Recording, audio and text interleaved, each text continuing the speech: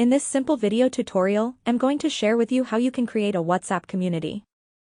WhatsApp communities can be vital for various reasons. They provide a platform for sharing information, fostering connections, organizing events, and offering support. Whether it's a community of friends, colleagues, or like-minded individuals, WhatsApp communities can facilitate communication and collaboration in both personal and professional settings. To do this, simply head into your WhatsApp. Tap on this plus icon and select on New Community. Tap on Get Started. You will then choose any community name of your own choice. Then tap on Create Community. Your community will get added successfully. In your community, you can add groups or specific members.